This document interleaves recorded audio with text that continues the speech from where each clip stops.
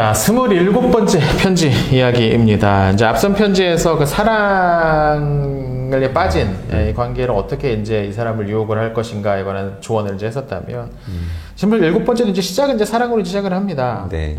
시작을 하는데, 요런 문장이 이제 보이네요. 원수를 향한 환자의 마음을 흐트리는데 사랑이 쓸모 있다는 거야. 자명한 사실이다마는 요즘 환자가 바로 이렇게 흐트러진 마음과 방황하는 정신을 주된 기도의 제목으로 삼고 있다는 내 말을 듣자 하니 이 좋은 기회를 허비하고 있는 꼴이 훤히 보인다. 지금 이제 마음이 이제 흐트러졌어요. 왜 흐트러졌냐면 앞선 이제 편지에서 나왔던 막 나는 잘해준다고 생각을 하는데 막 그걸 못 알아보고 막 이런 어떤 그런 것 때문에 그래서 그 자기 마음을 이제 기도 제목으로 이제 주로 삼고 있다. 그렇죠. 뭐 그렇게 되는 것 같아요, 사실. 근데 그 시기에 빠져 있으면. 근데 이제 사탄이 지금 주목하는 거는 기도하고 있다는 거, 그리고 자기 자신의 상태에 대해서 어느 정도 객관적으로 인지하고 있다는 거, 그거를 지금 위험하게 생각하고 있죠. 근데 요거는 책 내내 사단이 계속 주의했던 부분이에요. 그렇죠. 기도는 위험하다. 자기가 스스로에 대해서 이렇게 객관적으로 인지하게 내버려두면 안 된다. 그렇죠, 그렇죠. 그런 표현이 나와요. 이건 중요한 표현 같은데 또. 어떤 경우건 환자가 스스로 마음이 흐트러졌다는 생각을 할 시에는 순전히 자기 의지의 힘으로 마음을 추스린 후 아무 일도 없었던 양 평상시처럼 기도하도록 부추겨야지, 마음이 흐트러졌다는 걸 당면 문제로 인정하며 그걸 원수 앞에 내놓고 주된 기도 제목이자 노력할 항목으로 삼을 경우 넌 좋은 일을 하기는커녕 긁어 부스럼을 만들어 놓은 꼴밖에 되지 않는다. 네. 그렇죠. 방금 말씀하신 그거죠. 환자가 원수에게 다가가는 총체적인 효과라고 하겠습니다. 그러니까 자기 자신의 약함을 이렇게 눈치채고 이거 내가 잘못됐다. 이거 하나님께서 도와주셔야 된다라고 생각하는 순간 하나님이 도와줄 수 있는 거예요. 그렇죠.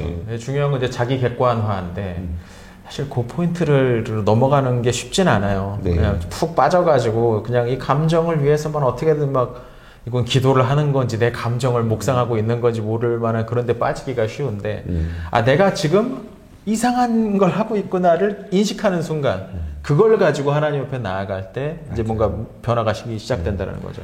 다윗이 죄를 짓고 난 다음에 제자리로 돌아오는 게 오래 걸려요. 그 밧세바를 범하고 우리아를 전장에 내보내서 죽이게까지 하고, 그리고 그 죄를 깨닫게 되는 데까지 중간중간에 분명히 돌이킬 수 있는 지점이 있었던 것 같은데 멈출 수가 없잖아요, 혼자서.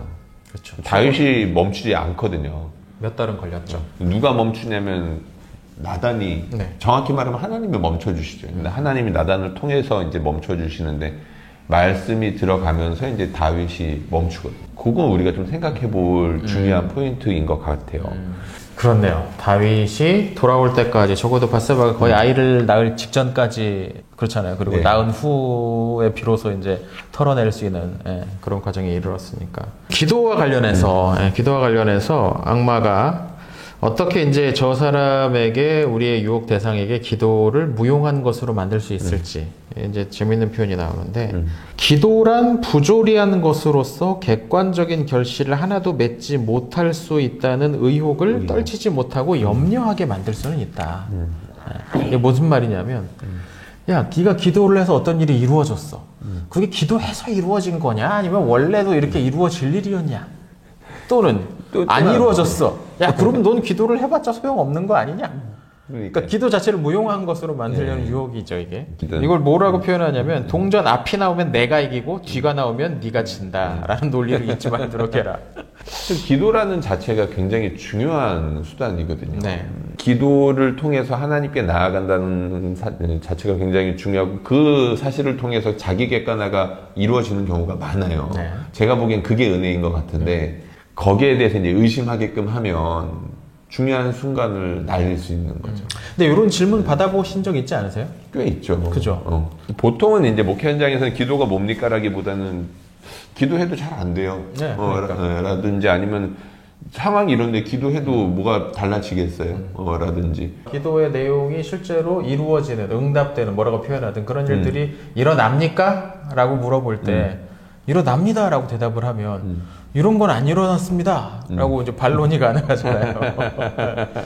뭐 요 관련해서는 저 구름책방에 제가 저기 어디 가서 이제 강의했던 내용 왜 내 기도는 이루어지지 않을까라는 영상이 있으니까 거기 한번 좀 참고해 보시면 좋을 것 같고 루이스는 이제 뭘 말하고 있는지 그걸 한번 좀 보면요. 하나 예를 들어서 인간이 오늘 드리는 기도가 원수가 내일의 날씨를 조종하는 데 사용되는 뭐 수많은 좌표 중 하나라고 설명할 경우 환자는 즉시 이렇게 반박할 거다. 그 말은 원수가 인간이 드릴 기도의 내용을 미리 알고 있다는 소리인데 그렇다면 자유의지로 기도하는 게 아니라 미리 정해진 대로 기도하는 거 아니냐고 말이지. 그러니까 요 내용에 이제 이런 식의 내용을 이제 질문을 했을 때 뭐라고 얘기하냐면 악마가 이렇게 친절하게 답을 해줍니다. 환자가 뭘 놓치고 있는지 알만하지. 특정한 날씨를 특정한 기도에 끌어다 맞추려 드는 짓은 그 시간의 제약을 받는 인간의 지각 양식 내부에 두 점을 찍어 놓고 영적인 세계 전체를 육체의 세계 전체에 끌어다 맞추려 드는 총체적 문제의 표피에 불과하다는 것. 이게 말이 좀 어려운데 무슨 말이냐면 하나님을 시간의 틀 안으로 끄집어 구겨 넣으려고 하는 태도라는 거예요. 사람의 논리에 꾸겨 넣는 거죠. 근데 하나님에 대해서 생각을 할 때 시간 개념 안에 국한된 분으로 생각해서는 안 된다라는 그 이야기를 이제 루이스는 하고 있는 겁니다. 그러니까 과거와 현재와 미래 그 순간에서 벗어나 계신 분, 거기에 국한되지 않으신 분이라고 봐야 된다라는 거죠. 하나님은 신비로운 분이세요. 그러니까 이걸 우리가 이해하는 게 참 당연히 어렵죠. 그러니까 그렇죠. 신비라는 표현을 쓰는 건데 기도 역시 하나님이랑 관련된 거는 우리의 이성 혹은 이제 나중에 뒤에 또 나오긴 하는데 경험 여기 안에 꾸겨넣지 않기 위해서 노력해야 돼요. 이 부분은 의지적으로 의지적으로 왜냐면 이해가 안 되니까. 그러니까 하나님은 과거와 현재와 미래에 늘 계신다라는 개념. 그럼요. 아주 유명한 개념이잖아요. 여기 이제 책에도 나오는데 오지랖 넓은 작가들, 특히나 보이티우스 같은 인간이 이미 그 비밀을 폭로해버리지 않았냐고 말할 수도 있겠지. 재밌는 표현. 이것도 루이스 하고 싶은 얘기인데 요즘은 학자들만 옛날 책을 읽는 데다가 그런 책들 역시 우리가 워낙 잘 손봐놓은 탓에 옛날 책에서 지혜를 얻을 가능성이 극히 희박해졌어요. 왜냐면 하나님은 시간에 국해되지 않고 영원한 현재 속에 계신다라는 이 개념을 제가 알기로는 처음으로 책으로 적은 사람이 이 보에티우스라는 인물이거든요. 이 보에티우스가 이제 뭐 이 책에는 간략하게만 이제 나오는데 서로마 제국이 이제 멸망하고 나서 고트족이 이제 이탈리아 반도에 들어와서 고트 왕국을 세웁니다. 그 고트 왕국인데 얘네들은 이제 뭔가 그 통치의 기술이 없잖아요. 막 그냥 때려잡다가 이제 소위 말하는 야만족들 들어와가지고. 그러니까 통치를 하려면 통치의 기술을 알고 있는 사람들, 그게 필요하단 말이죠. 공무원들이 필요한 거죠. 그래서 이제 거기 원래 살고 있던 라틴인들, 그러니까 로마 사람들 중에 이제 고위직에 있는 사람들을 데려다가 썼는데 그 중에 한 명이 보에티우스입니다. 꽤나 이제 높은 자리에 있었던 로마의 그 집정관까지 있었던 로마 시장에 했던 그런 사람인데 막판에 이제 뭐 반란, 영목에 엮여가지고 이제 감옥에 있다가 이제 처형당해 죽어요. 근데 감옥에서 철학의 위안이라는 책을 거기 썼는데 책 가운데 나오는 이야기가 바로 이 개념. 하나님은 영원한 현재 속에 계신다. 거기서 얼마나 고민이 많았겠어요. 나는 그리스도인으로 이렇게 살아가는데 왜 이 야만족 밑에서 나름 성실하게 살려고 뭐 했는데 누명을 씌우고 막 이렇게 고난을 받는가 그 고민을 하면서 나오는 개념 가운데 하나가 이제 하나님을 어떻게 이해해야 될까. 보에티우스에 관련된 이야기는 또 구름책방에 중세 기독교의 연대기 초반부에 보면 있습니다. 링크 올려드릴 테니까. 링크 오늘 몇 개 걸어주겠네. 네. 여기 그 얘기가 나와요. 이제 기도에서 조금 이어지는 이야기인데 이제 현재 시간에 관한 이야기를 하다가 옛날 책 이야기에서 좀 연결이 되는 것 같은데 이런 식으로 각 세대를 단절시키는 것은 몹시 중요한 일이다. 배움이 세대 간의 자유로운 교환의 장이 되는 한 세대의 특징적인 오류가 다른 세대의 특징적인 진실에 의해 수정될 위험성이 늘 생기는 법이다. 라고 하죠. 그렇죠. 고전에 대한 이야기를 하다가 이제 여기까지 이제 이야기가 나오는 건데 고전을 읽읍시다. 그렇습니다. 지금 제가 읽고 있는 책이 홍성사에서 나오는 고전이라는 책입니다. 이렇게 판형 크고 두꺼운 책인데 종이책은 절판되고 전자책은 아직 구할 수 있는데 고전을 우리가 좀 봐야죠. 루이스는 고전을 사랑했습니다. 그래서 최소한 현대적인 책을 한 권 읽으면 고전적인 책을 한 권을 읽어야 된다라고 이야기를 했고 지난번에도 저희 영상에서 얘기했던 건데 아니면 최소한 현대적인 책 3권 읽으면 옛날 책 1권은 좀 읽어줘라. 어떻게든 좀 읽으라는 얘기죠. 고전이라는 걸. 네. 근데 이제 그게 중요한 이유는 과거 세대의 오류가 계속해서 이어지지 않도록 하기 위한 것이고 또 하나는 이미 과거의 그 오류인 게 다 증명이 돼서 어떻게 하면 이걸 해독할 수 있을까까지 나왔는데 또 또다시 그걸 읽지 않으니까 같은 오류를 반복하게 되는 것도 있고. 네. 이 세대 간의 단절이라는 게 이게 꽤 어떤 사회적으로 세상 전체적으로 큰 어려운 문제인 것 같아요. 인간이 어떤 이런 세상을 어떤 지배하는 위치까지 이제 올 수 있었던 주된 이유 가운데 하나는 저는 이제 책을 통한 지식의 전수 때문이라고 생각하거든요.